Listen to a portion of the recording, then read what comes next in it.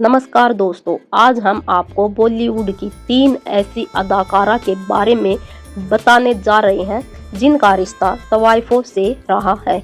इन तवाइफों का किस्सा दोस्तों बेहद ही दर्दनाक रहा है। तो चलिए दोस्तों उनकी कहानी जानते हैं। बॉलीवुड का तवाइफों से पुराना नाता रहा है। कई तवाइफों ने अपने हुनर और दोस्तों अदाकारी और खूबसूरती से अपनी अलग पहचान बनाई है। बॉलीवुड के कई अभिनेत्रियों का रिश्ता तवाइफों से जुड़ा हुआ है। इन अभिनेत्रियों ने पर्दे पर खूब राज किया, लेकिन इस मुकाम तक पहुंचने के लिए काफी संघर्ष करना पड़ा था। दोस्तों इन अभिनेत्रियों ने कोठे जैसे गंदगी से बाहर निकलकर अपनी अलग पहचान बनाई। दोस्तों आगे बढ़ते हैं वीडियो की ओर और उनकी कहानी को जानते हैं। दरअसल जिन अभिनेत्रियों की हम दोस्तों बात कर रहे हैं उनका नाम नरगिस दत्त, सायरा बानो और तीसरी रहेगी नीतू कपूर।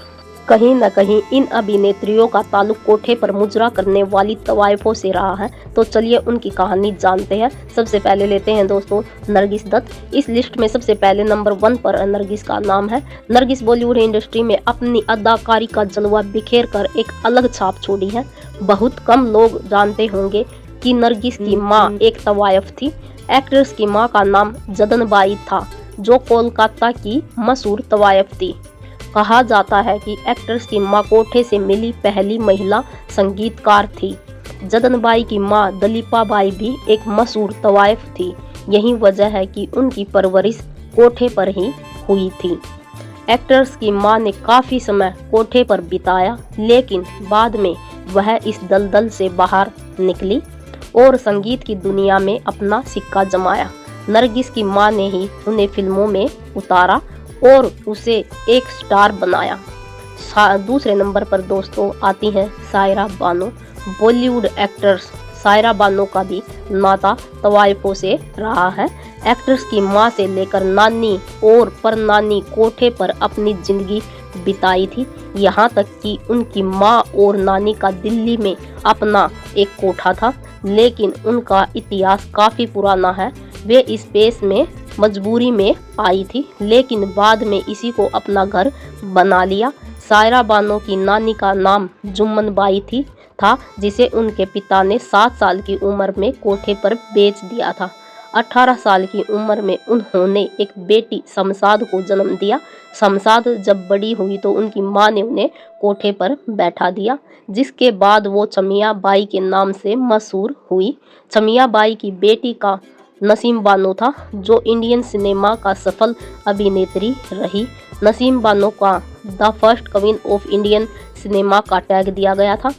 अब सायरा बानो नसीम बानो की ही बेटी थी, जो बॉलीवुड की बेहतरीन एक्टर्स में गिनी जाती हैं। और दोस्तों लास्ट में आती हैं नीतू कपूर, जो दोस्तों इस लिस्ट में ऋषि कपूर की पत्नी जो नीतू कपूर का नाम भी शामिल है। नीतू कपूर की मां नानी भी तवाइफ थी, जिन्हें पैसे के लालच में कोठे पर बेच दिया था। एक्ट्रेस की नानी हरजीत सिंह थी, जिसे मजबूरन कोठे की जिंदगी बितानी पड़ी थी।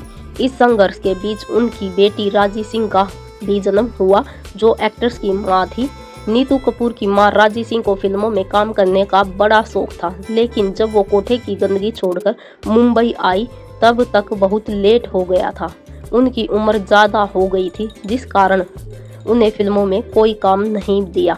इसके बाद उन्होंने अपनी बेटी को हीरोइन बनाने का सपना देखा। नीतू की मां ने एक्ट्रेस को बचपन में ही एक्टिंग की दुनिया में एक बाल कलाकार के रूप में डेब्यू करवाया।